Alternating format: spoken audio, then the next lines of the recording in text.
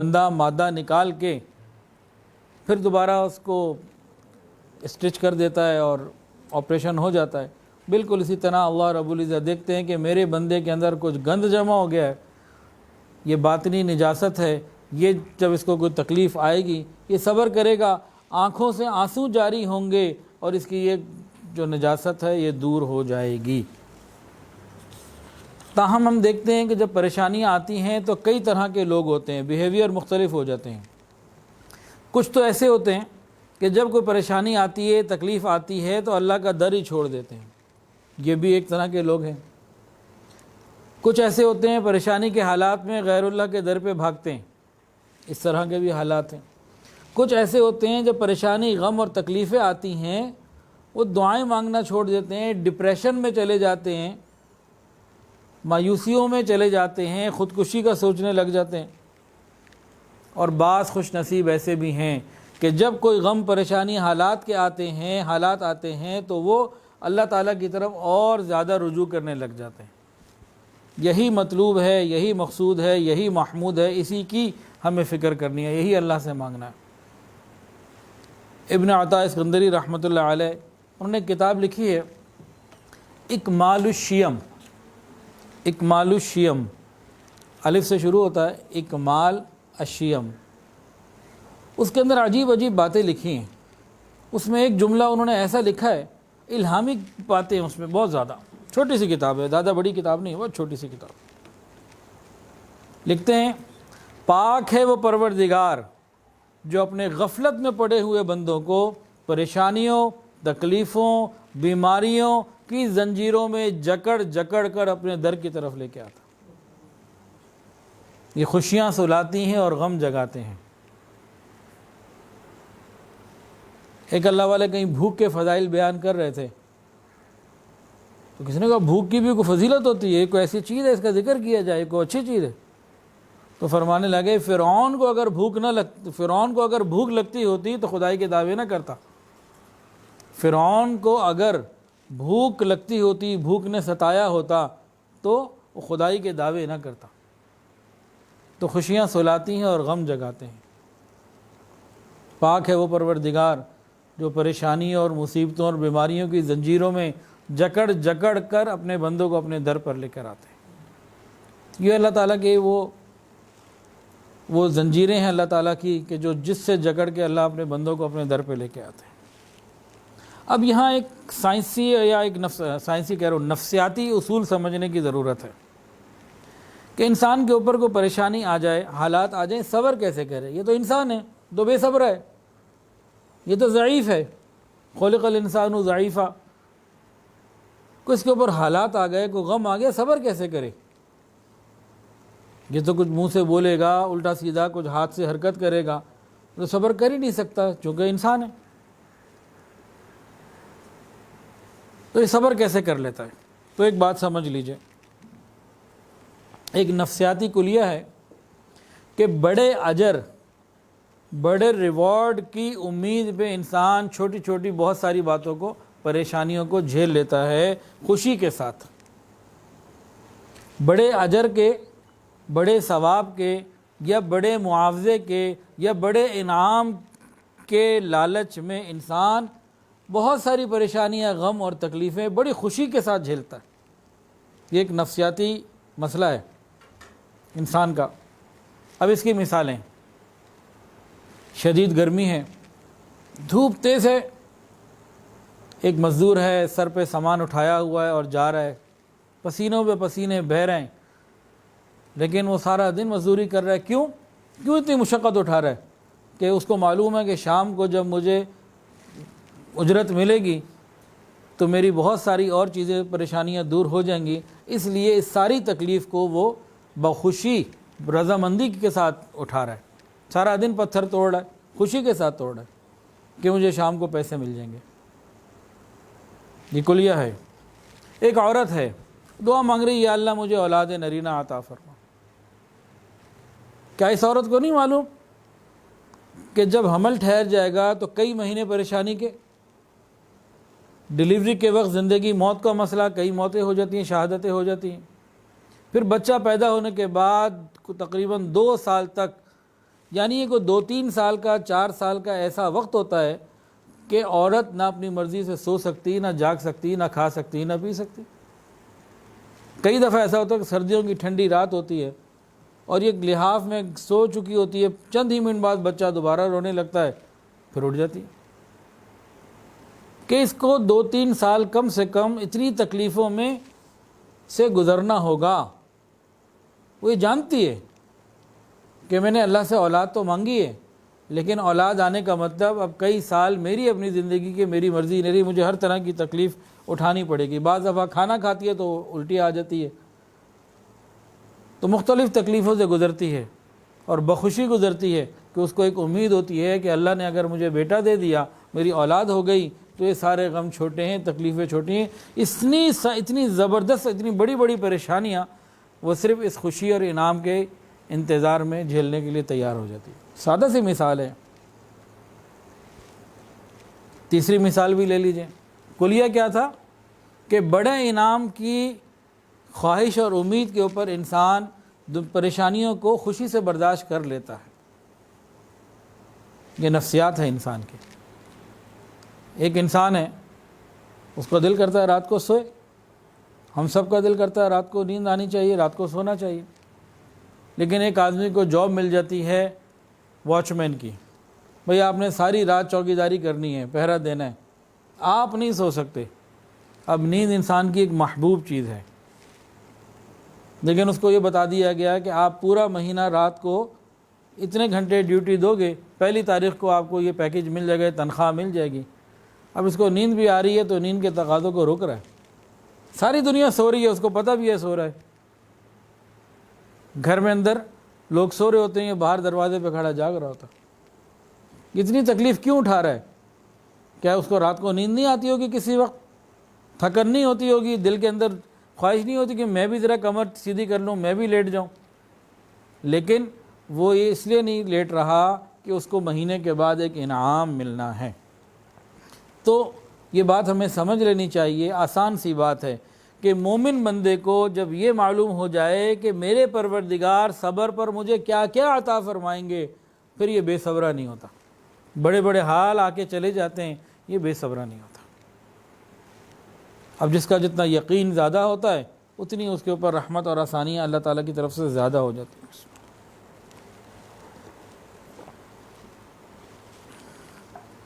کسی کہنے والے نے کہا، بلا از دست دوست عطا است۔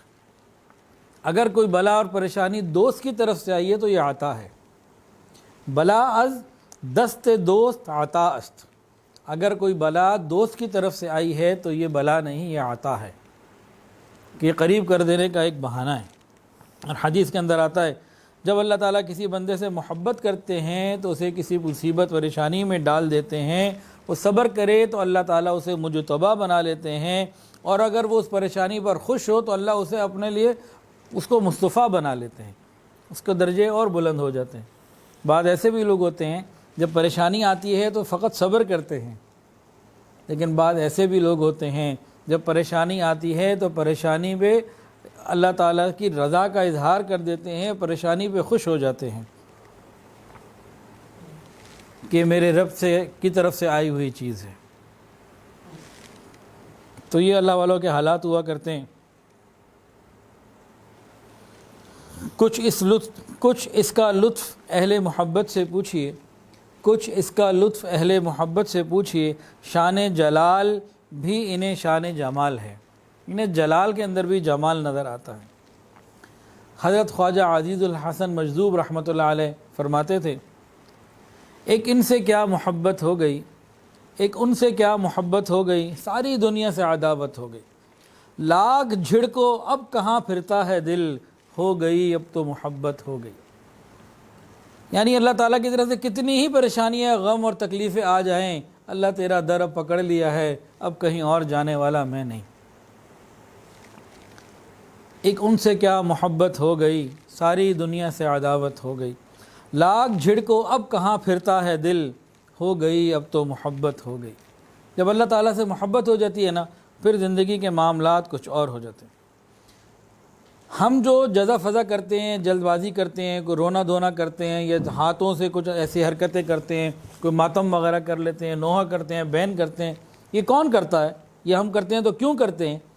اس وقت کرتے ہیں اور وہ لوگ کرتے ہیں جنہیں حقیقت سمجھ ہی نہیں آئی ہوتی۔ جن کو حقیقت سمجھ میں آ جاتی ہے ان کی پھر زندگی کے رنگ اور ہوتے ہیں۔ اس حقیقت کو ہمیں سمجھنا ہے۔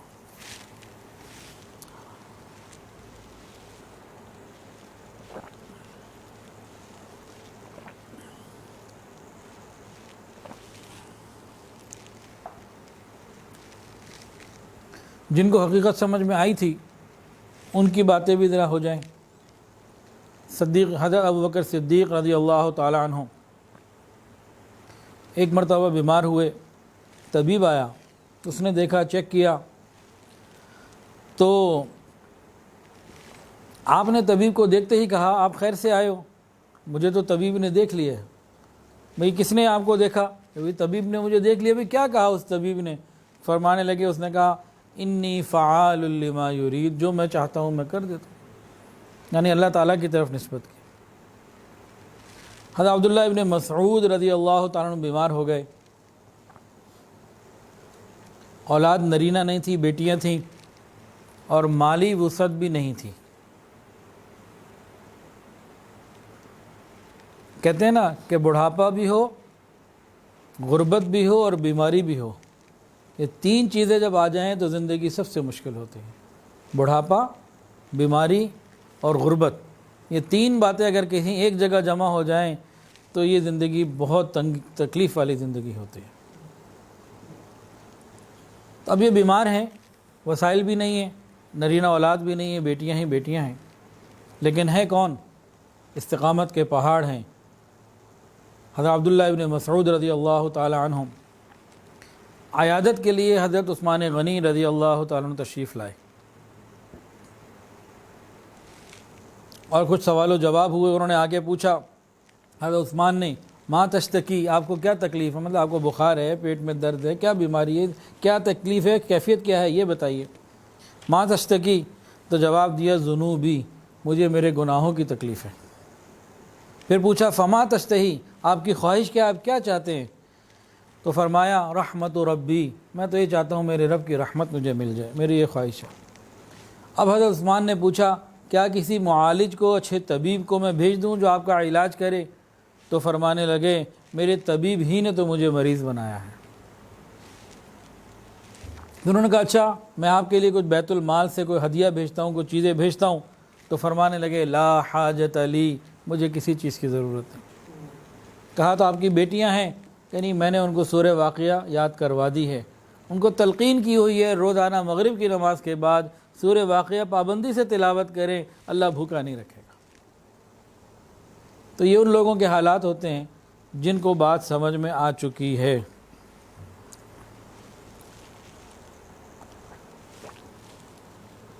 ہم تو بہرحال انتہائی کمزور لوگ ہیں، ہم تو اللہ تعالیٰ سے عافیت ہی مانگتے ہیں، یا اللہ ہمیں عافیت میں ہی رکھیے، ہم تکلیفوں کے، پریشانیوں کے اٹھانے کے قابل ہی نہیں۔ تو حقیقی معنوں میں صبر تو یہ ہوتا ہے۔ تاہم اللہ تعالیٰ جس کو جس حال میں رکھے، بندہ اپنے رب کی تقسیم کے اوپر راضی رہے۔ حضرت مولانا روم رحمۃ اللہ علیہ نے مثنوی شریف میں کچھ واقعات لکھے ہیں سلطان محمود غزنوی رحمۃ اللہ علیہ کے اور ان کے غلام ایاز کے، کئی واقعات ہیں مختلف۔ ایاز ایک غلام تھا، غریب خاندان کا تھا، لیکن بادشاہ کو اس سے محبت ہو گئی۔ بادشاہ نے اس کو اپنا قرب دے دیا، اس کا خیال رکھتا، اوروں پہ جو نظر پڑتی وہ ایک جنرل نظر ہوتی، اس پہ جو نظر ہوتی اس کے اندر ایک اپنائیت ہوتی تھی۔ تو جب باقی دربانوں نے دیکھا نا، اور بڑے بڑے لوگوں نے جب یہ دیکھا تو اعتراض کیا کہ جی یہ کیا، آپ اس کو تو اتنی توجہ دیتے ہیں، جو نظر آپ کی محبت کی اس پہ جاتی ہے ہم پہ تو نہیں آتی، عقل میں بھی ہم اچھے، خاندان ہمارا اچھا، اور حسب نسب اچھا، ہم مال والے، یہ ایک غلام کو آپ ہم پہ فوقیت دیتے ہیں۔ اعتراض کرنے والے تو اعتراض کرتے ہی، ہر جگہ کرتے ہیں۔ تو بادشاہ نے نا کسی وقت بات تو سن لی، پھر کسی وقت جو ہے نا ایک پھل منگوایا جان بوجھ کے انتہائی کڑوا، اس کو کٹوا کے ایک ایک قاش جو ہے نا وہ سب کو دی۔ اب جس کو بھی دیں وہ جب اس کو کھائے تو فوراً تھو تھو کر دے، اسے کھائی نہ جائے، اور اس کو چھوڑ دے، ایک کو دی، دوسرے کو دی، تیسرے کو دی، کئیوں کو دی۔ اب سب اس کو انتہائی کڑوا تھا، نہ کھا سکے، چھوڑ دیا۔ ایک ایاس کو بھی دی، یہ کھا رہا ہے کھا رہا ہے۔ بادشاہ نے سب کو تو دیکھ لیا تھا کہ سب سے نہیں کھایا جا رہا، تو بادشاہ نے اس کو دیکھا کہ تو بڑے نارمل روٹین میں بڑے مزے سے کھا رہا ہے۔ تو اب بادشاہ نے اس سے پوچھا، ایاز کیا یہ پھل کڑوا نہیں؟ کہ جی بادشاہ سلامت، کڑوا تو ہے، پھر آپ اتنے مزے سے کیسے اس کو استعمال کر رہے ہیں؟ کہ بادشاہ سلامت، دل میں آیا تو تھا کہ اس کو چھوڑ دوں، لیکن ایک خیال آ گیا۔ وہ خیال یہ تھا کہ اس ہاتھوں سے کتنی مرتبہ میٹھی چیزیں، مزیدار چیزیں کھائی ہیں، اگر آج ایک کڑوی آ گئی ہے میں کیسے واپس کر دوں؟ مجھے شرم آئی۔ ہم بھی یہی سوچیں، جس پروردگار نے ہمیں ایمان عطا فرمایا، صحت عطا فرمائی، حضور پاک صلی اللہ علیہ وسلم کی امت میں پیدا کر دیا، اچھا رزق دیا، اور کتنی بے حساب نعمتیں عطا فرمائیں، تو اگر کبھی کوئی غم، پریشانی، کوئی تکلیف کے حالات آ جائیں تو پھر ہمیں ان چیزوں کو بھی یاد رکھنا چاہیے جو انعامات اللہ تعالیٰ کی طرف سے ہمیں ملے ہیں۔ کسی عارف نے کیا خوب کہا، سرے دوستاں سلامت کے خنجر آزمائی، کہ دشمن کے نصیب ہی میں نہیں تھا کہ تیرے خنجر سے وہ ہلاک ہوتا۔ اللہ جو تیرا دشمن ہے اس کے نصیب ہی میں نہ تھا کہ وہ تیرے خنجر سے ہلاک ہوتا۔ دوستوں کے سر سلامت ہیں، آپ ان پہ آزماتے رہیے، یعنی پریشانیاں اب دوستوں پہ بھیجتے رہیے، ہم آپ کی پریشانی کو آپ ہی کا بھیجا ہوا سمجھ کے خوشی سے قبول کرتے ہیں۔ دشمنوں کو تو اللہ رب العزت دنیا کی نعمتیں دے دیتے ہیں، دشمنوں سے مراد یہاں کفار ہیں، اور آخرت میں ان کے لیے کچھ نہیں، لیکن ایمان والوں کے لیے اللہ نے یہاں بھی رکھا ہے اور وہاں بھی رکھا ہے۔ کسی نے کیا خوب کہا، تیرا غم بھی مجھ کو عزیز ہے، تیرا غم بھی مجھ کو عزیز ہے کہ وہ تیری دی ہوئی چیز ہے۔ کوئی پریشانی آتی ہے، بھیجنے والا کون؟ اللہ۔ جب اللہ کی طرف سے پریشانی آئے تو ہمت اور حوصلے اور صبر کے ساتھ انسان وقت کو گزارے، اللہ کی رضا کا طالب بنے، تو اللہ تعالیٰ مہربانی فرما دیتے ہیں۔ ایک اصول کی بات یاد رکھنے کی ضرورت ہے، بے صبری کرنے سے پریشانی، مصیبت اور تکلیف ٹلا نہیں کرتی۔ کوئی بھی بیماری، غم، پریشانی، حال آ گیا، اب بے صبری اس کا علاج نہیں ہے، بے صبری سے وہ دور نہیں ہوگی۔ یہ اصول ہے کہ کوئی بھی پریشانی آ گئی، اب بے صبری کی وجہ سے وہ پریشانی تو دور نہیں ہو سکتی، لیکن بے صبری کرنے کی وجہ سے انسان اللہ تعالیٰ کی طرف سے ملنے والے اس اجر سے محروم ہو جاتا ہے، جو صبر کرتا تو یہ پا لیتا، تو بہت بڑا نقصان ہوتا۔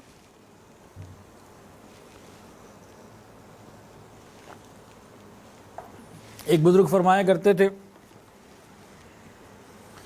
ایک اللہ والے فرمایا کرتے تھے اپنے سب مریدوں کو کہ کوئی پریشانی اور غم آ جائے تو تم پہلے ہی دن وہ کیا کرو جو لوگ 3 دن بعد کرتے ہیں۔ انہیں پوچھا بھئی 3 دن بعد کیا کرتے ہیں؟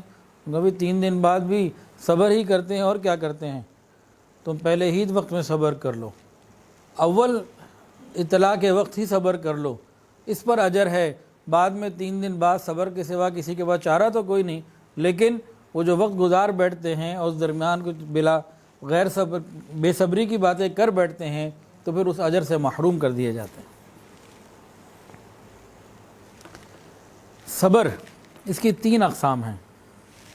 ہم نے صرف ایک کو سمجھا ہوا ہے، 2 کو ہم جانتے بھی نہیں ہیں، اگر جانتے بھی ہیں تو وہ ہمارے عام تذکرے میں نہیں ہیں۔ صبر کی 3 اقسام ہیں۔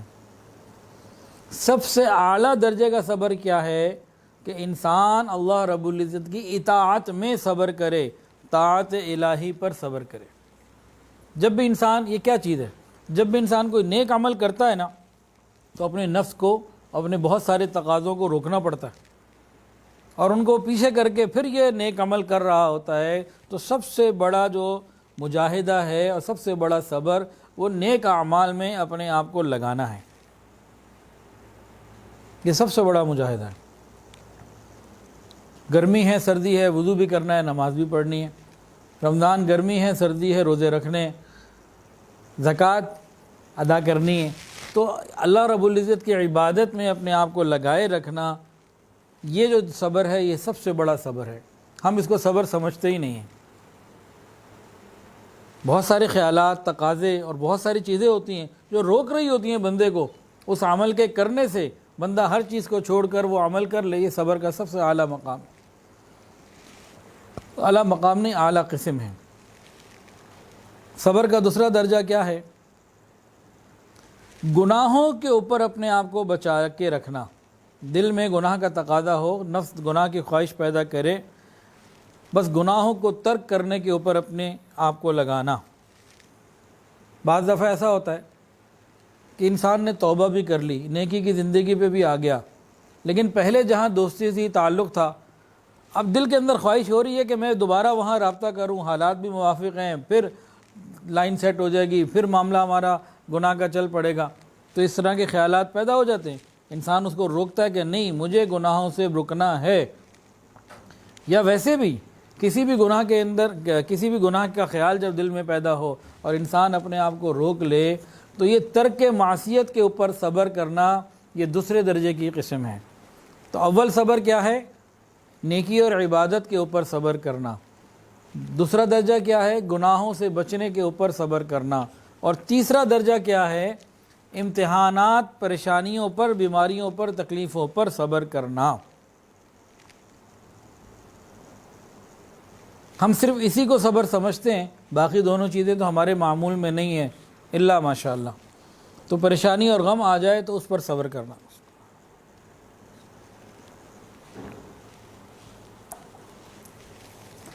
صبر کرنے والوں کے واقعات تو بہت ہیں۔ ایک واقعہ سن لیجئے۔ ایک صحابی تھے حضرت ابو طلحہ رضی اللہ تعالیٰ عنہ، یہ کہیں سفر پہ گئے ہوئے تھے، پیچھے بچہ بھی تھا ایک، وہ بچہ بیمار ہو گیا، یہ خود سفر پر ہیں۔ سفر سے جب واپس آئے ہیں، جس رات گھر آنا تھا، ان کے آنے سے تھوڑی دیر پہلے بیٹے کا انتقال ہو گیا۔ اب جو والدہ تھیں بیٹے کی، صحابیہ جو تھیں،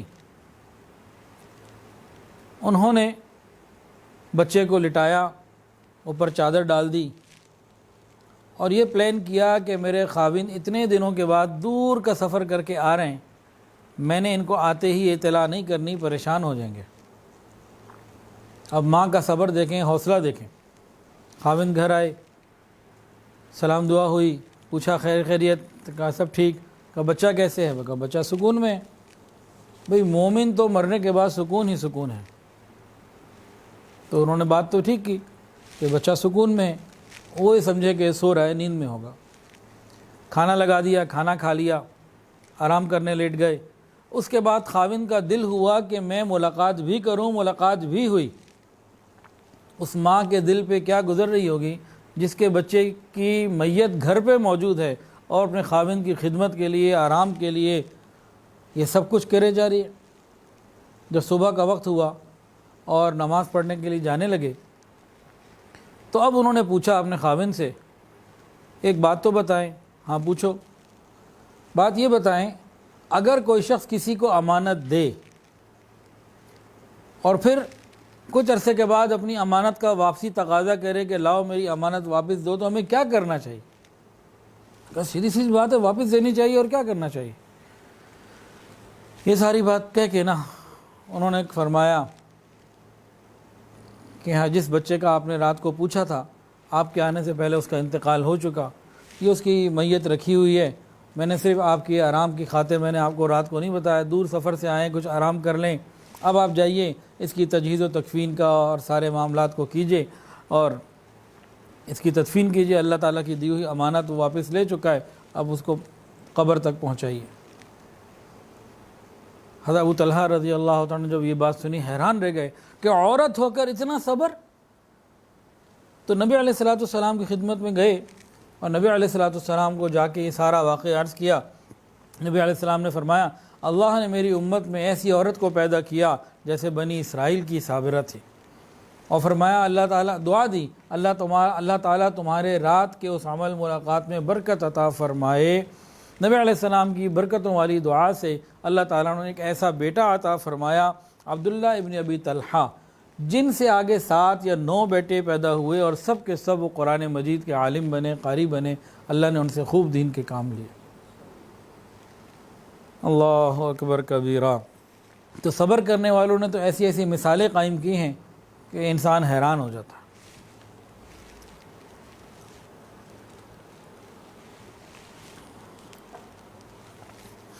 اب جو نفسیاتی اصول کیا بتایا تھا، یاد ہے جی کسی کو؟ کہ جب انسان کو بڑے اجر کی، ثواب کی، معاوضے کی، انعام کی امید ہوتی ہے نا، تو پھر وہ درمیان میں آنے والی چھوٹی چھوٹی باتوں کو خوشی سے برداشت کر لیتا ہے۔ اس کے لیے اس کو اپنے آپ کو رضامند نہیں کرنا پڑتا۔ چوکیدار کو رات جاگنے کے لیے اپنے آپ کو راضی نہیں کرنا پڑتا روز۔ اس کو پتہ ہے مہینے بعد تنخواہ ہی مجھے اس چیز کی ملنی ہے، وہ ڈیوٹی بڑی خوشی سے انجام دیتا ہے ساری رات جاگ کے۔ تو ہم اس نفسیاتی اصول کو اپناتے ہوئے سمجھنے کی کوشش کرتے ہیں اور یہ جانتے ہیں کہ قرآن مجید نے صبر کرنے والوں کے لیے کیا کیا انعامات دیے ہیں، بتائے ہیں۔ ان انعامات کو اگر ہم سوچیں گے، سمجھیں گے، ذہن میں رکھیں گے تو دنیا کی تمام تکلیفوں کے اوپر صبر کرنا ہمارے لیے آسان ہوگا۔ یہ کہ دنیا میں تکلیف ہی کوئی نہ آئے، یہ ہو نہیں سکتا، رب نے اس کو ایسا بنایا ہی نہیں، دنیا ایسی ہے ہی نہیں کہ تکلیفیں نہ آئیں۔ تکلیفیں تو آنی ہیں، لیکن جب یہ انعامات ہم بار بار سنیں گے، پڑھیں گے، غور کریں گے تو انشاءاللہ ان تمام تکلیفوں کے اوپر ہمارے لیے صبر کرنا آسان ہو جائے گا۔ انسان کی نفسیات ہے اور اللہ تعالیٰ نے قرآن میں ذکر بھی فرمایا انعامات کا صبر کے اوپر۔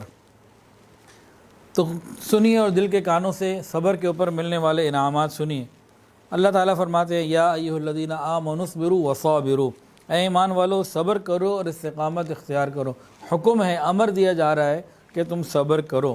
اور ایک جگہ فرمایا یا ایھا الذین آمنوا استعینوا بالصبر والصلاۃ، اے ایمان والو مدد مانگو صبر اور نماز کے ذریعے، یعنی بے صبری کرنے سے منع فرمایا۔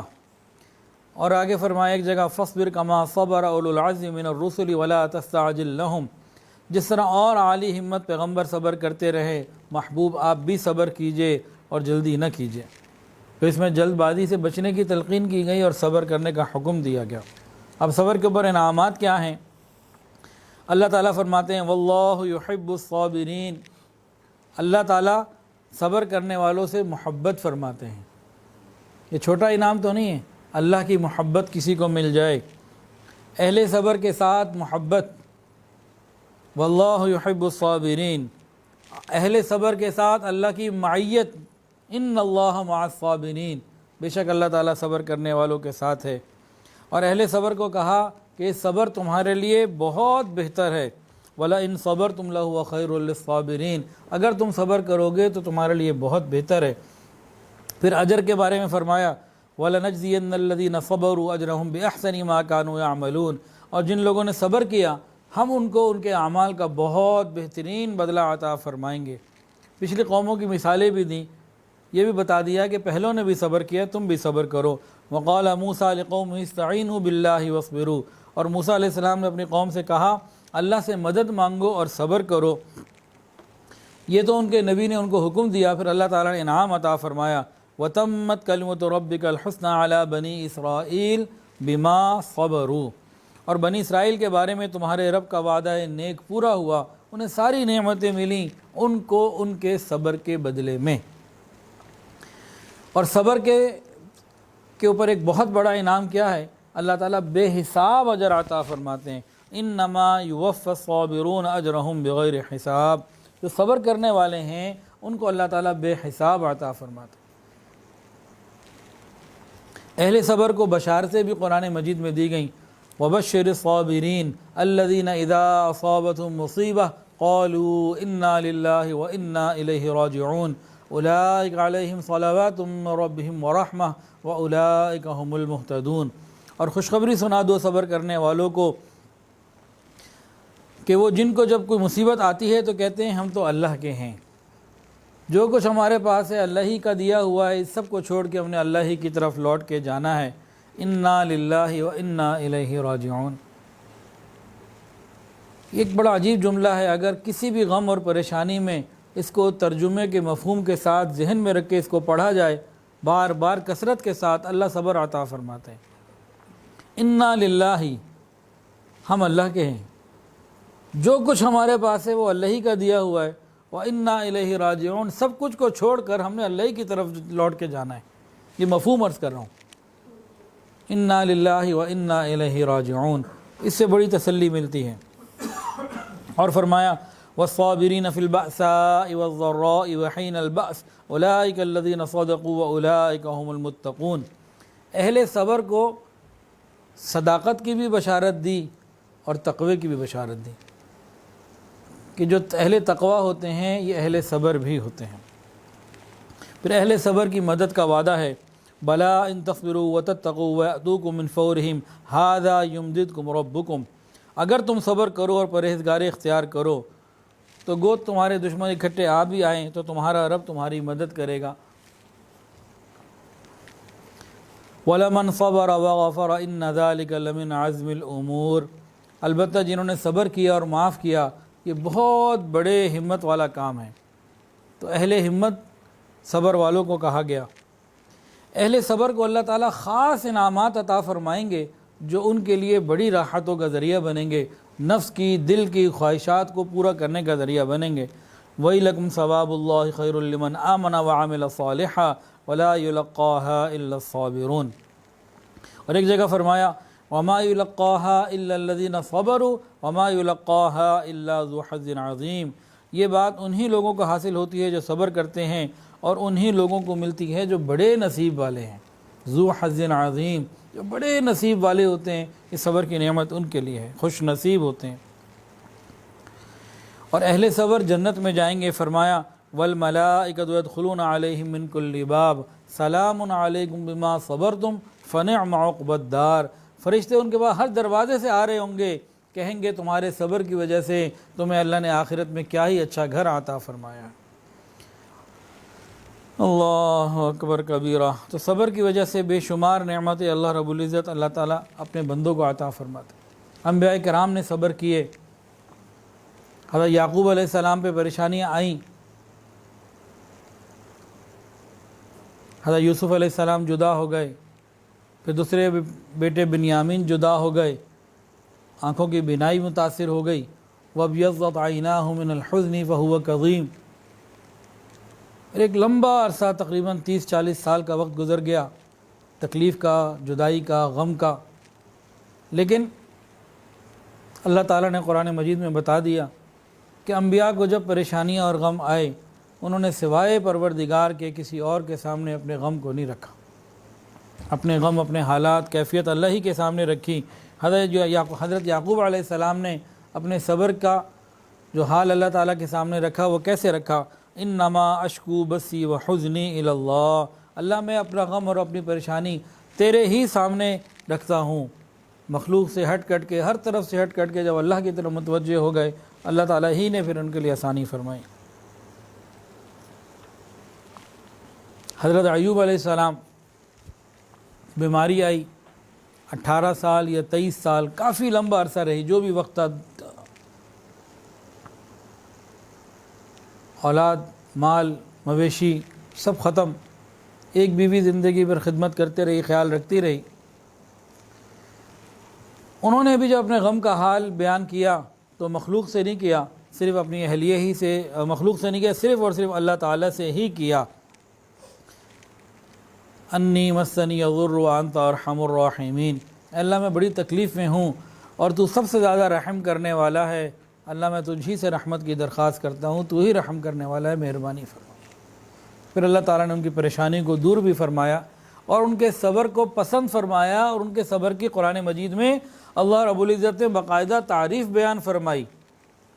اللہ تعالیٰ نے فرمایا انا وجدناہ صابرا نعم العبد انہ اواب، انا وجدناہ صابرا نعم العبد انہ اواب، 3 باتیں فرمائیں، فرمایا کہ ہم نے انہیں صبر کرنے والا پایا، کتنا اچھا وہ بندہ تھا اور وہ ہماری طرف رجوع کرنے والا تھا۔ حضرت ایوب علیہ السلام پہ جو بھی تکلیف آئی وہ دور ہو چکی ہے، اللہ نے دنیا ہی میں دور کر دی تھی، اور جتنی پہلے نعمتیں واپس لی تھیں اس سے ڈبل اللہ تعالیٰ نے عطا فرمائی تھی، یہ بھی قرآن کے اندر ہے۔ تو اللہ رب العزت نے ایک ختم ہو جانے والی تکلیف کے اوپر ایسا انعام عطا فرمایا جو کبھی ختم نہیں ہوگا۔ مثلا کیا انعام کہ آج حضرت ایوب علیہ السلام کے اس واقعے کو گزرے ہوئے ہزاروں سال گزر چکے ہیں، لیکن ان کی تعریف ہو رہی ہے۔ پوری دنیا میں جہاں اللہ کا قرآن پڑھا جائے گا، پڑھا جا رہا ہے، حضرت ایوب علیہ السلام کی ان الفاظ سے تعریف ہو رہی ہے، انا وجدناہ صابرا نعم العبد انہ اواب۔ یہ دنیا بھی ختم ہو جائے گی، پھر ایک آخرت کا مقام جنت آئے گا، وہاں بھی جب قرآن مجید کی تلاوت کی جائے گی جنت میں، وہاں بھی حضرت ایوب علیہ السلام کے صبر کی تعریف کی جائے گی۔ ایک ختم ہو جانے والے وقتی مسئلے کے اوپر نہ ختم ہونے والا انعام۔ اللہ تعالیٰ جب صبر کرنے والوں کو نعمتیں دیتے ہیں تو اتنی ہو جاتی ہیں کہ انسان حیران ہو جاتا ہے۔ پھر حضور پاک صلی اللہ علیہ وسلم پر بھی تکلیفیں اور غم آئے۔ طائف میں جب آپ کو پتھر مارے گئے، جب آپ کو لوگوں نے باتیں سنائیں، مہمان نوازی کرنا، خدمت کرنا، کوئی پانی یا کچھ کھانا پیش کرنا تو دور کی بات، آپ سے بات کرنا بھی پسند نہ کیا۔ جب آپ بہت ہی غمگین حالت میں، زخمی حالت میں تھے، آپ نے کیا اللہ سے تڑپ کے مانگا، ذرا سنیے۔ اللہم انی الیک اشکو ضعف قوتی وقلت حیلتی وہوانی علی الناس۔ اے اللہ میں تجھی سے شکایت کرتا ہوں اپنی کمزوری اور بے کسی کی اور لوگوں کے اندر اس طرح کے معاملے کی۔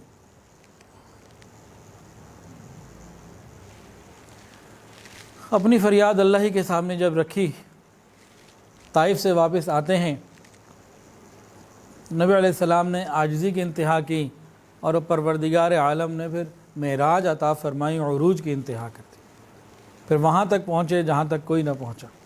ایک مقام ایسا بھی آیا تھا، حضرت جبرائیل علیہ السلام جو ساتھی تھے سفر کے، وہ بھی ساتھ چھوڑ گئے تھے کہ ایک قدم بھی آگے اب میں نہیں جا سکتا۔ لیکن یہ خیر یہ ان کا خیال تھا، اور اللہ تعالیٰ کی مرضی بھی یہی تھی کہ نبی علیہ السلام اکیلے ہی آگے آئیں، اور وہ مقام بھی ایسا تھا کہ واقعتاً حضرت جبرائیل علیہ السلام آگے نہیں جا سکتے تھے۔ لیکن یہاں ایک بزرگ تھے غالباً سید عطا اللہ شاہ بخاری رحمۃ اللہ علیہ، انہوں نے دو عجیب باتیں کہیں۔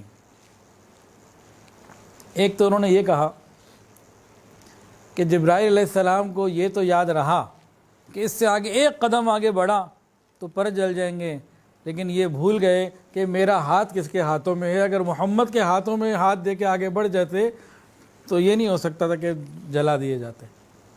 یہ محبت کی بات ہے۔ ایک یہ کہا، اور ایک کسی کہنے والا نے یہاں ایک نقطہ اور بولا، انہوں نے کہا وہ جبرائیل علیہ السلام تھے، فرشتے تھے، وہ اس مقام کے اوپر پیچھے رہ گئے، نبی علیہ السلام کو آگے بھیجنا انہوں نے گوارا کر لیا اکیلے، اور اگر حضرت ابوبکر صدیق رضی اللہ تعالیٰ عنہ ہوتے تو وہ نبی علیہ السلام کو پھر راستے میں نہ چھوڑتے۔ بہرحال یہ حدیث کی بات نہیں ہے، یہ تو ایک اللہ والوں کی معرفت کی باتیں ہیں، اس کا میں ذکر کر رہا ہوں۔ باقی تو اللہ تعالیٰ کی مرضی بھی یہی تھی کہ نبی علیہ السلام آگے آئے، اور ان کو وہیں روکنا مقصود تھا۔ تو بہرحال تو نبی علیہ السلام کو طائف میں اتنی تکلیفیں اور غم جب ملیں اور آپ نے فقط صبر کیا اور اللہ ہی سے رجوع کیا، پھر اللہ تعالیٰ نے عزتیں اتنی عطا فرمائیں کہ معراج اللہ رب العزت نے عطا فرمایا۔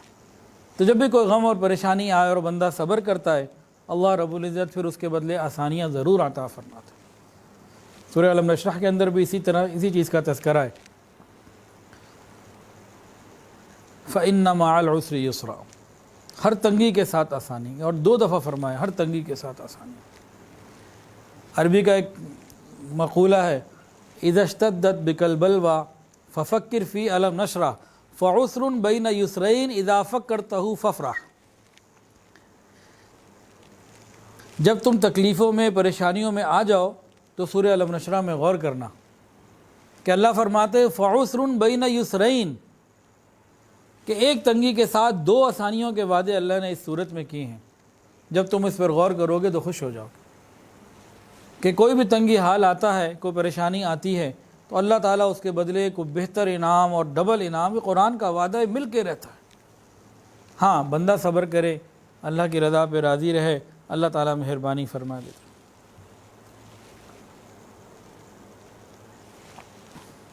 قرآن مجید کی ایک آیت ہے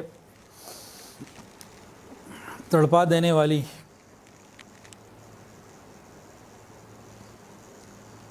صبر کے بارے میں۔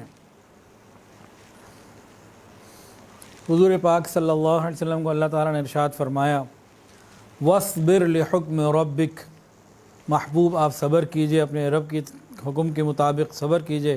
وَاصْبِرْ لِحُکْمِ رَبِّکَ فَإِنَّکَ بِأَعْیُنِنَا، کہ آپ ہماری نگاہوں کے سامنے ہیں۔ محبوب آپ صبر کیجئے، فَإِنَّکَ بِأَعْیُنِنَا، آپ ہماری نگاہوں کے سامنے۔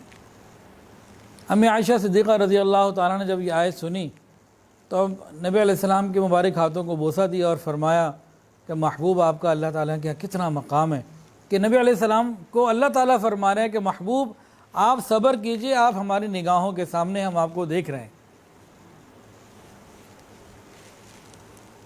ایک کتاب میں ایک مجرم کا واقعہ لکھا ہوا ہے کہ اس کو سر عام جو ہے نا وہ کوڑے لگنے تھے،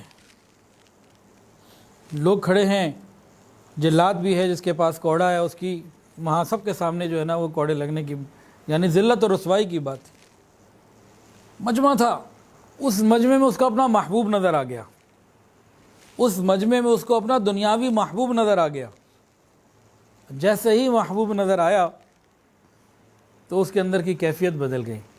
ایک مجرم کی کیفیت دنیاوی محبوب کو دیکھ کے بدلی، اور کیا بدلی کہ جب جلاد کوڑا لگاتا وہ خوشی کا اظہار کرتا، دوسرا کوڑا لگتا وہ جناب اور مزے کا اظہار کرتا، چیخنا چلانا تکلیف کا اظہار کچھ بھی نہیں، وہ خوشی کا اظہار کرتا۔ کیوں؟ اپنے وہ دیکھ رہا تھا کہ میرا محبوب مجھے دیکھ رہا ہے اور میں اپنے محبوب کی نگاہوں میں اچھا رہنا چاہتا ہوں اور آگے بڑھنا چاہتا ہوں۔ یہ دنیا کے اندر ایک مجرم جس کو سر عام ذلت اور رسوائی کے لیے سزا دی جا رہی ہے، وہ اپنی محبوب کی نگاہوں میں اچھا بننے کے لیے اس تکلیفوں کے اوپر، جس پہ مار بھی پڑ رہی ہے، رسوائی بھی ہو رہی ہے، لیکن عمل ایسا کر کے دکھا رہا ہے کہ محبوب کی نگاہوں میں اچھا ہی رہوں، بلکہ اور بلند ہو جاؤں۔ تو پھر محبوب حقیقی اللہ رب العزت تو ہر وقت ہمیں دیکھ رہے ہیں، ہر وقت اللہ تعالی ہمیں دیکھ رہے ہیں۔ تو اگر ہم اللہ تعالیٰ کی نگاہوں کے سامنے صبر کریں گے اور صبر کے ساتھ اپنے وقت کو گزاریں گے تو انشاءاللہ العزیز اللہ تعالیٰ اپنی رحمت ضرور عطا فرمائیں گے۔ فَإِنَّكَ بِأَعْيُنِنَا، اللہ تعالیٰ دیکھ رہے ہیں صبر کرنے والوں کو، ہم شریعت کے مطابق صبر کرنے والے بنیں۔ اللہ اکبر کبیرہ۔ صبر کرنے والوں کی مثالیں تو بہت ہیں۔ حضرت ابوبکر صدیق رضی اللہ تعالیٰ عنہ کی بیٹی سیدہ اسماء رضی اللہ تعالیٰ عنہ ساری زندگی مختلف تکلیفوں میں، ہجرت میں اور قربانیوں میں گزاری، بوڑھی ہو گئیں، بینائی بھی چلی گئی تھی۔ تو اس وقت ان کے اوپر ایک اور امتحان آیا۔ ان کے بیٹے عبداللہ ابن زبیر رضی اللہ تعالیٰ عنہ کو دشمنوں نے گھیر لیا اور وہ ان کو شہید کرنا چاہتے تھے۔ لڑائیاں کئی دنوں سے چل رہی تھیں، ان کے ساتھ چند 100 لوگ تھے اور جو دشمن تھے وہ بہت زیادہ تھے۔ ان کے ساتھی شہید ہوتے گئے، ان کو آخرکار اندازہ ہو گیا کہ اب میری بس شہادت کا وقت آ گیا۔ تو اپنی والدہ سے ملنے گئے، چلو میں آخری مرتبہ اپنی والدہ سے تو مل ہی لوں، ان کو سلام، آخری سلام کر کے آ جاؤں، اس کے بعد پھر میری شہادت تو اب ہو گئی، ہونی ہے تو میں اب آخری سلام کروں۔ اپنی والدہ کے پاس آئے اسماء رضی اللہ تعالی عنہ، انہوں نے ان کو قریب کر لیا اور پوچھا بیٹا خیریت سے آئے ہو، کیا بات ہے؟ تو انہوں نے کہا کہ بس میں آج آخری سلام کرنے آپ کے لیے آیا ہوں۔ پوچھا بیٹا کچھ پریشان لگ رہے ہو، الفاظ سے، لہجے سے پہچانا، کیوں پریشان لگ رہے ہو؟ انہوں نے کہا اماں پریشانی مجھے یہ ہے، مجھے شہادت کا غم نہیں، شہید ہونے کے لیے تو میں تیار ہوں، اور بس یہ آخری ملاقات ہے، مجھے امید ہے کہ اب میں شہید ہو جاؤں گا جب باہر جاؤں گا۔ مجھے پریشانی یہ ہے کہ میری شہادت کے بعد یہ لوگ میرے جسم کے ٹکڑے ٹکڑے کر دیں گے، مجھے اس بات سے خوف آ رہا ہے۔ تو حضرت اسماء رضی اللہ تعالیٰ نے فرمایا بکری جب ذبح کر دی جاتی ہے تو اس کو کیا فرق پڑتا ہے اس کی کوئی بوٹی بنائے کہ ہڈی بنائے، اس کو اس کی کوئی پریشانی نہیں ہوتی۔ یعنی بوڑھی ماں نے ایک تسلی دی کہ جب جان اللہ کے لیے دے دی تو اگلی باتوں کی پریشانی سوچنے کی کیا ضرورت ہے۔ ماں نے جب قریب کیا، سینے سے لگانے کے لیے ہاتھ رکھا تو زرہ محسوس کی کہ زرہ پہنی ہوئی ہے۔ پوچھا یہ کیا؟ انہوں نے کہا زرہ پہنی ہوئی ہے۔ اس کے اوپر بھی انہوں نے فرمایا ایسا ہی کوئی بول کہ بھئی یہ تو اللہ کے لیے جان دینی ہے۔ تو صبر کرنے والوں کے بہت سارے واقعات رہے ہیں زندگی میں اس امت کے اندر۔ اللہ تعالیٰ ہمیں عافیت کے ساتھ رکھے، سہولت کے ساتھ رکھے، لیکن اگر کوئی حال آ جائے، کوئی پریشانی آ جائے تو اس وقت اللہ تعالیٰ ہمیں صبر عطا فرمائے اور بے صبری سے محفوظ رکھے۔ صبر مانگنا نہیں چاہیے، صبر مانگنا نہیں چاہیے، مانگنی عافیت ہی چاہیے۔ خیر حضرت اسماء رضی اللہ تعالیٰ عنہ جب اپنے بیٹے کو رخصت کرنے لگیں تو اللہ تعالیٰ سے یہ باتیں جب دعائیں کی ان کے لیے تو یہ الفاظ کہے یا اللہ یہ بھی میرا وہ بیٹا ہے جو سخت گرمیوں میں لمبے روزے رکھتا تھا، سردیوں کی لمبی رات میں تہجد پڑھا کرتا تھا، اللہ اس نے ہمیشہ میری خدمت کی، دو لوگوں کی خدمت کی، اللہ میں اس سے راضی ہوں، تو بھی اس سے راضی ہو جا۔ بس اس ملاقات کے بعد یہ بھی باہر گئے ہیں تو یہ بھی لڑائی ہوئی اور اس کے بعد یہ پھر شہید ہو گئے۔ شہید ہونے کے بعد 3 دن تک ان کی لاش کو دفن نہیں ہونے دیا اور ایک جگہ لٹکا دیا۔ حضرت اسماء رضی اللہ عنہ کو جب پتہ لگا تو باہر بھی نکلیں اور فرمایا کیا سوار کے سواری سے اترنے کا بھی وقت نہیں آیا؟ بیٹے کی لاش 3 دن سے سرعام لٹک رہی ہے، تجہیز و تکفین کا موقع بھی دشمن نہیں دے رہے، لیکن ماں کی زبان سے الفاظ کیا نکل رہے ہیں؟ اچھا کیا ابھی سوار کے سواری سے اترنے کا لگتا ہے وقت نہیں آیا؟ تو صبر کرنے والوں کی تو بہت ساری چیزیں تھیں۔ اللہ تعالی ہمیں عافیت اور خیر والا معاملہ فرمائے۔ تو نبی علیہ السلام نے فرمایا والصبر ردائی، صبر میری چادر ہے۔ اللہ تعالیٰ اپنی رحمت میں ہم سب کو شامل فرمائے۔ آج کا بیان ٹاپک وغیرہ تو کچھ اور ہی تھا، بس والدہ کی طبیعت کی وجہ سے 4-5 دن ہو گئے کہ ہر چیز ہی اوپر نیچے ہوئی بھی ہے۔ بدھ کی رات ہسپتال میں داخل ہوئی ہیں، جمعرات کی صبح بے ہوش ہو گئی اور تاحال ابھی تک بے ہوش ہیں۔ ہارٹ کا مسئلہ بھی ہے، گردوں کا مسئلہ بھی ہے، دماغ کے اندر بھی پانی آ گیا ہے، جسم میں انفیکشن بھی ہے، شوگر بھی بہت زیادہ ہے۔ تو اس طرح کی 6-7 چیزیں ہیں، لیکن ان چند دنوں میں بہت کچھ سیکھا۔ میری جو اپنی والدہ تھی ان کا انتقال تو 27 جولائی 2003 کو ہو گیا تھا، اتوار کا دن تھا۔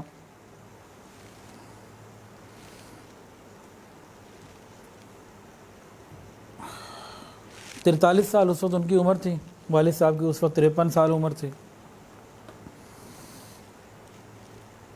ان کی تدفین یہیں لاہور میں ہوئی، جنازہ میں نہیں پڑھایا۔ اس کے بعد پھر شریعت کا حکم بھی یہی ہے، سنت بھی یہی ہے۔ پھر والد صاحب کی دوسری شادی چند ہی مہینوں کے اندر ہوئی۔ ہم چاروں بہن بھائی اس کے لیے فکر مند تھے۔ پھر مفتی موسیٰ صاحب جو بہنوئی ہیں ان کی اہلیہ نے اور باقی گھر کی خاندان کی عورتوں نے پھر نئی والدہ تلاش کی، شادی ہو گئی۔ بہت کچھ سننے کو ملا۔ کسی نے کہا لگتا ہے ان کو تو اپنی ماں کے مرنے کی جلدی تھی کہ اپنے باپ کی دوسری شادی کروائیں۔ بہت کچھ سننے کو ملا، لیکن اللہ کا حکم بھی یہی تھا۔ اور آج اس بات کو بھی 18 سال گزر گئے۔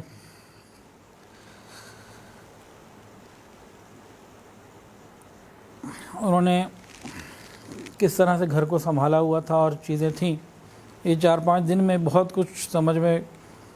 گھر میں ٹوٹل ہم 4 تو لوگ ہیں, ابو, امی, میں اور میری اہلیہ. اس پورے گھر میں کمرے زیادہ ہیں. 2 کنال کی اس کوٹھی کے اندر 4 ٹوٹل لوگ ہیں.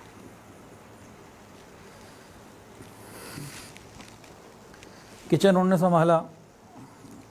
ابو کی دوائیاں یہاں ہمیں نہیں پتہ تھیں, نہ مجھے پتہ تھی, نہ میری بیگم کو پتہ تھی, نہ خود ابو کو پتہ تھی کہ صبح دوائیاں کون سی لے رہے ہیں, رات کو کون سی لے رہے ہیں. ڈاکٹر نے پرسکرپشن لکھ کے دے دی. اب والدہ ابو کو صبح ناشتے کے ساتھ, رات کو کھانے کے ساتھ دوائیں خود ہی نکال کے دیتی تھیں. برسوں سے یہ ذمہ داری انہوں نے خود اپنے شوق سے سنبھالی ہوئی تھی.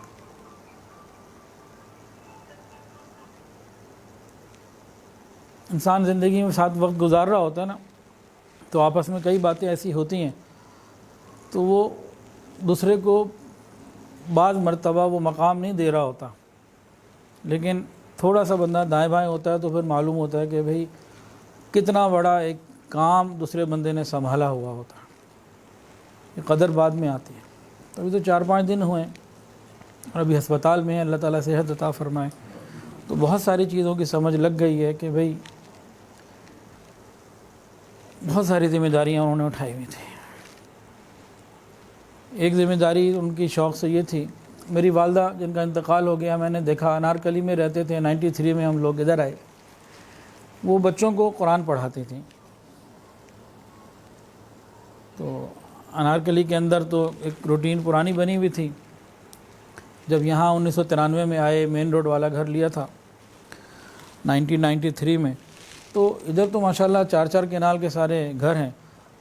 تو امی ایک دروازے پہ گئیں, بچوں کو قرآن کے لیے بھیجیں. وہ سلسلہ چل رہا تھا, آج بھی چل رہا تھا. اب نئی والدہ یہ بھی بچوں کو قرآن پڑھاتی تھی. یہ ہمارے اس A1 سیکٹر کے کتنے ہی سرونٹ کوارٹر کے لوگ ایسے ہیں جن کے روز بچے یہاں بلا ناغہ پڑھنے آتے ہیں. 70 سے لے کے 80 کے درمیان ان کی تعداد کم و بیش رہتی ہے. والدہ اور 2-3 لوگ ان کو روز پڑھاتے تھے. اور کبھی امی ان کے لیے ابھی بقرعید تھی تو خاص طور سے کچھ گوشت کہا کہ جی ان بچوں کی دعوت کرنی ہے, اور دوسرے تیسرے مہینے کوئی نہ کوئی عنوان سے ان بچوں کی دعوت کسی نہ کسی عنوان سے کرتی رہتی تھی. کوئی مالی کا بیٹا ہے, کوئی باورچی کا بیٹا ہے, کوئی ڈرائیور کا بیٹا ہے, کوئی بیٹی ہے. اس طرح سے چھوٹے بچے آتے ہیں.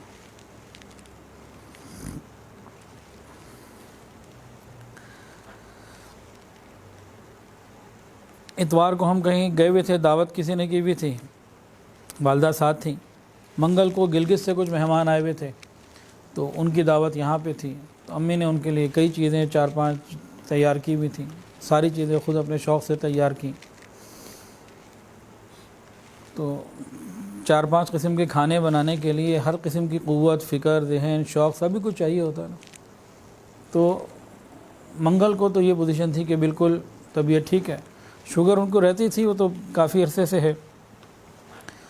بدھ کی صبح بے ہوش ہو گئیں.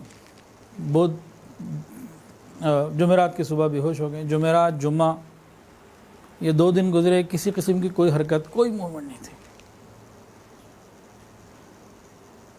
ہفتے کو بہت معمولی سی کچھ موومنٹ ہوئی, اور آج بھی بہت معمولی سی کچھ موومنٹ ہوئی.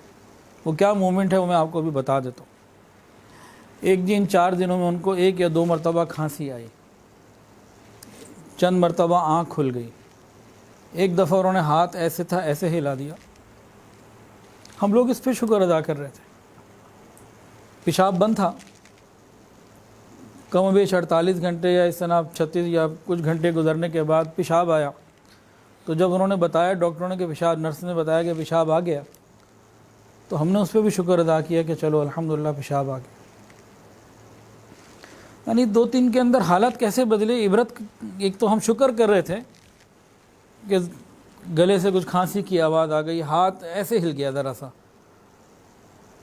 یہ موومنٹ ہمیں محسوس کی, اور پیشاب آ گیا. تو ہم اس کو امپرومنٹ سمجھ رہے تھے, ریکوری سمجھ رہے ہیں, اور اس پہ اللہ کا شکر ادا کر رہے ہیں. تو شکر کا موقع یہ اپنی جگہ ٹھیک ہے, لیکن اسی کے اندر ایک عبرت بھی اللہ نے رکھی ہے. اگر عبرت کی نگاہ ہمارے پاس ہوتی تو ہم عبرت کو بھی پکڑ لیتے ہیں. فاعتبروا یا اولی الابصار، کہ انسان کس بات کے اوپر اکڑتا ہے کہ 2 دن پہلے چل رہا ہے، پھر رہا ہے، ہر کام اپنے ہاتھوں سے کر رہا ہے، اب اس کا کوئی ہاتھ پیر کے ہلانے کا ہمیں شکر نہیں۔ کتنے کام ہم دن رات اپنے ہاتھوں پیروں سے کرتے ہیں، ابھی صرف ذرا سا ہاتھ ہلا ہے تو ہم اللہ کا شکر ادا کریں، اللہ تیرا شکر۔ تو آج کل تو ہم شکر ادا نہیں کر رہے نا، میں خود اپنے آپ کو شامل رکھتے ہوئے بات کر رہا ہوں کہ صبح سے لے کے رات تک کتنے کام اپنے ہاتھ پاؤں سے کیے، ہم نے تو ان کا شکر ادا نہیں کیا۔ پھر دن رات کتنی مرتبہ ہم پیشاب پخانے کے لیے جاتے ہیں، یہی پیشاب بند ہو جائے تو 2 دن کے اندر ذرا سا بھی آ جائے تو کیا کیفیت ہوتی ہے۔ یہی زبان کہ ذرا سی کھانسی کی آواز نے ہمیں ایک امید دلا دی۔ آج جب گئے ہیں، ابو نے ان کو کہا قریب جا کے السلام علیکم، انہوں نے آنکھیں کھولی ہیں، پہچان نہیں سکیں، ذہن کوئی کیفیت یا کوئی ایکسپریشنز نہیں آ سکے، تو ہم اسی کو امپروومنٹ سمجھ رہے ہیں، اور بعد سارا دن ہماری آنکھیں ہم دیدے پھاڑ پھاڑ کے ساری دنیا کو دیکھتے ہیں، تو کبھی اس آنکھ کے کھلنے کا بھی ہم نے شکر ادا نہیں کیا۔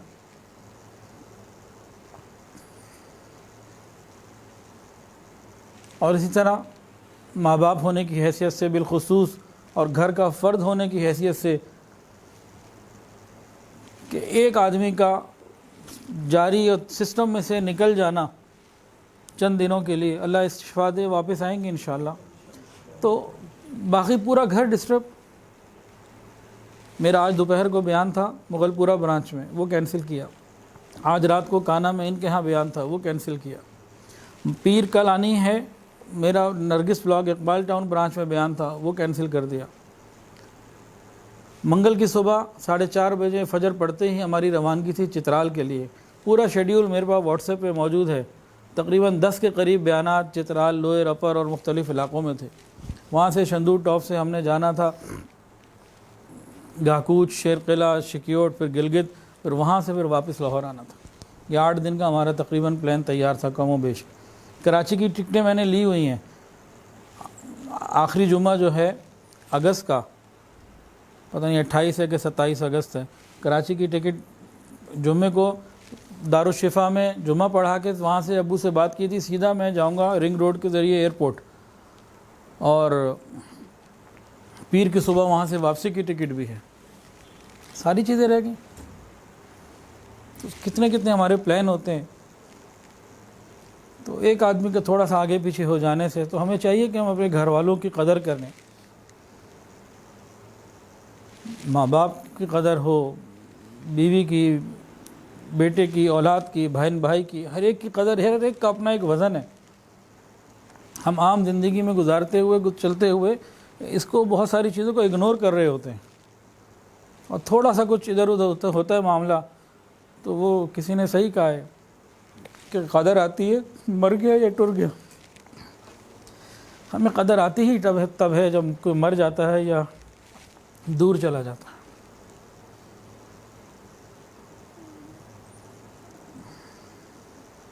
عیسائیوں کے اندر ایک طریقہ ہے کہ وہ قبر کے اوپر نا منوں کے حساب سے پھول رکھ کے رکھ دیتے ہیں۔ عیسائیوں کے اندر ایک طریقہ ہے کہ وہ قبر کے اوپر پھول رکھتے ہیں، اور بعض دفعہ منوں کے حساب سے بھی رکھ دیتے ہیں۔ تو اس کو کسی شاعر نے کہا، عیسائی شاعر نے کہا، Why do we wait till a person die؟ ہم پھول پیش کرنے کے لیے کسی کے مرنے کا انتظار کیوں کرتے ہیں؟ وہ مرے گا تو اس کی جا کے قبر کے اوپر پھول رکھیں گے۔ ہم زندگی میں اس کے پھول کیوں نہیں پیش کر دیتے؟ زندگی میں دیا ہوا ایک پھول قبر پہ رکھے ہوئے سینکڑوں پھولوں سے زیادہ قیمتی ہوگا۔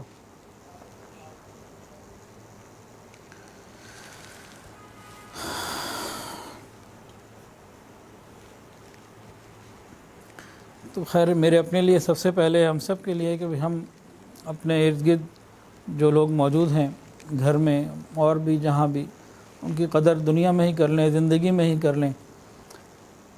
بعد میں تو پھر تو مردہ پرست لوگ ہیں، جیسے کہ دنیا سے چلا جاتا ہے اس کی تعریفیں شروع کر دیتے ہیں، جب وہ زندہ ہوتا ہے تو اس کی ہم قدر نہیں کر رہے ہوتے ہیں۔ آج سے کوئی 10-12 سال پہلے ایک صاحب نے واقعہ سنایا تھا ان کی خالہ اور خالو کا. کہنے لگے کہ خالہ نے مجھے فون کیا کہ میرے شوہر سے یعنی اپنے خالو سے میری جان چھوڑا، بڑا تنگ کیا ہوا ہے، بڑی مصیبت میں ہوں میں، اور مجھے بس طلاق لے کے دو اور یہ کرو وہ کرو اور جلدی آؤ. تو میں نے کہا خالہ میں آتا ہوں، کام میں ہوں، مصروف ہوں. ان کا تو فون میں نے بند کیا، اور میری خالہ کی عمر تھی تو 70 سال سے زیادہ، 70 سال سے زیادہ، اور خالو کی ان سے اور زیادہ تھی کہ میں اب ان کو کیا کہوں 70 سال کی بڑھیا کو، کیسے کیا بات کروں. کہتے ہیں کہ پھر وہ وقت کسی طرح سے گزرا، میں گئے ہی نہیں، دوسرے شہر جانا تھا. تو 2-2.5 مہینے گزرے تھے، خالو کا انتقال ہو گیا. پھر میں گیا، جب گیا تو وہی خالہ بیٹھی رو رہی کہ اتنا اچھا تھا، اتنا خیال کرتا تھا، مجھے کسی کی پرواہ نہیں ہوتی تھی، اور یہ زندگی ایسی 50 سال پتہ ہی نہیں چلا. اب وہ تعریفیں چل رہی ہیں. ان کے الفاظ یہ تھے کہ کیسٹ چینج ہو گئی. 2-3 مہینے پہلے جو مجھے فون آیا تھا وہ کوئی اور کیسٹ تھی، اب کیسٹ ہی بالکل چینج ہو گئی. تو ہم سب کا یہی حال ہے. یہ خالی ان جن خاتون کا واقعہ کیا یہ خالی ان کی بات نہیں ہے، یہ آج ہم سب کا کم و بیش یہی حال ہے. تو بس ہم اپنے رشتہ داروں کی، جو گھر والے ہیں، ان سب کی ہم سب ایک دوسرے کی قدردانی کریں. اللہ تعالیٰ اپنی رحمت کا معاملہ فرمائے. وآخر دعوانا ان الحمد للہ رب العالمین.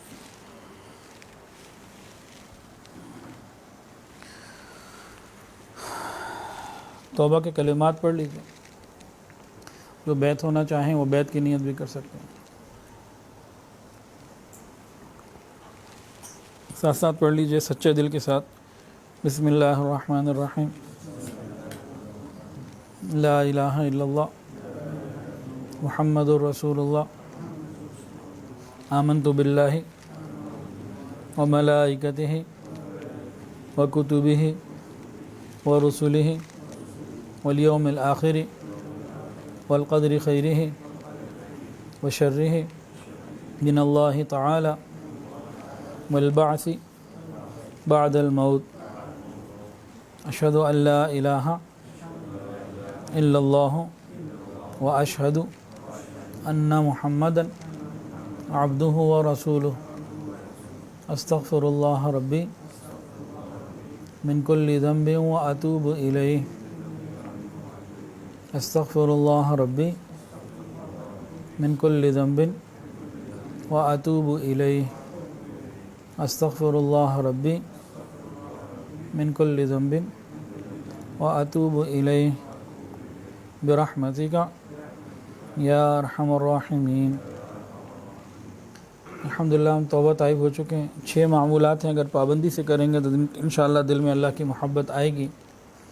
پہلی چیز ہے استغفار. استغفر اللہ ربی من کل ذنب واتوب الیہ.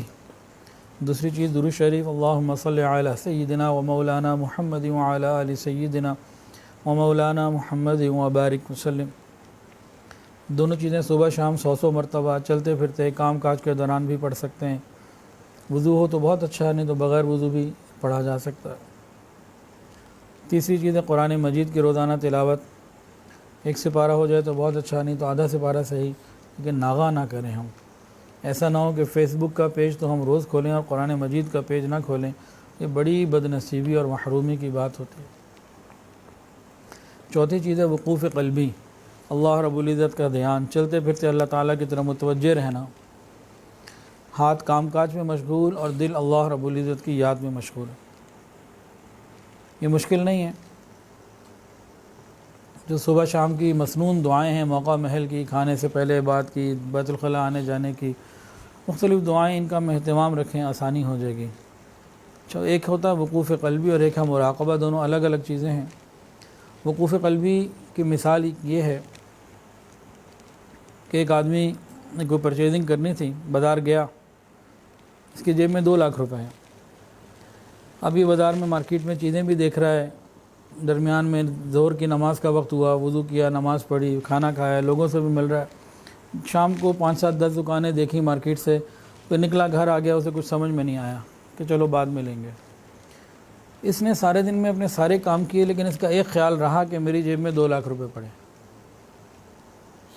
تو پوائنٹ یہاں پہ یہ ہے کہ اگر باقی کام کاج کے دوران ہمارا خیال مال میں اٹک سکتا ہے تو اللہ تعالیٰ کی یاد میں بھی یہ رک سکتا ہے کہ ہم کام کاج بھی کرتے رہیں اور دل اللہ کے ساتھ جڑا بھی رہے۔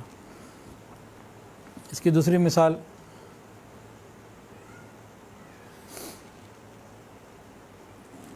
صبح بچے نے اسکول جانا تھا، اس نے کہا اماں آج رزلٹ ڈے ہے تو دعا کرنا۔ چلا گیا، ماں نے کھانا پکایا، اپنے کام کیے، شوہر کو بھیجا آفس، کپڑے استری کیے، اس کے سب کچھ کیا، گھر کی صفائی وغیرہ سب چل رہی۔ دوپہر کو بچہ آتا ہے تو ماں پہلے پوچھتی ہے بیٹا تمہارے رزلٹ کا کیا، سلام کے بعد پہلا سوال یہ ہوتا ہے کہ تمہارے رزلٹ کا کیا بنا، سارا وقت تمہارے دھیان میں رہی۔ تو جب یہ دھیان ہمارا مخلوق میں اٹک سکتا ہے تو خالق کے ساتھ بھی تو یہ لگ سکتا ہے۔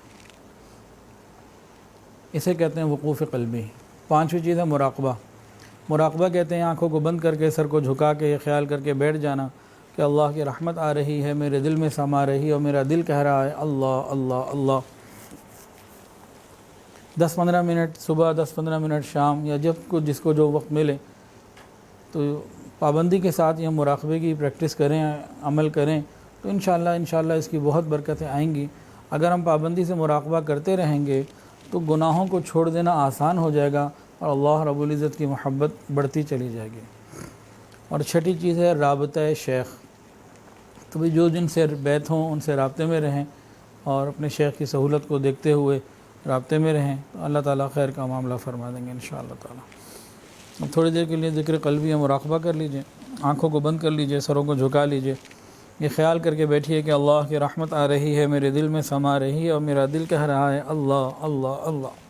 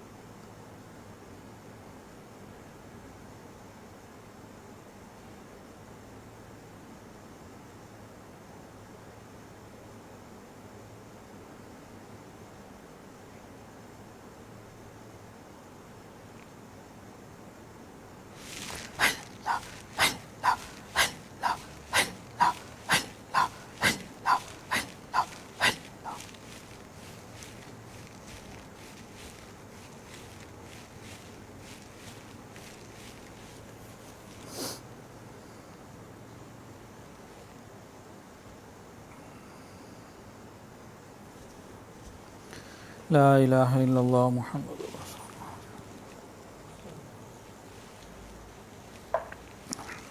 دعا کر لیجیے۔